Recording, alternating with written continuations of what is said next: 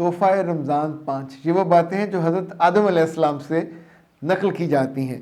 آپ نے کہا کہ ایک اندھا دوسرے اندھے کی کیا قیادت کرے گا، دونوں غار میں گریں گے۔ آنکھ والا وہ ہے جو اپنے آپ کو دیکھے۔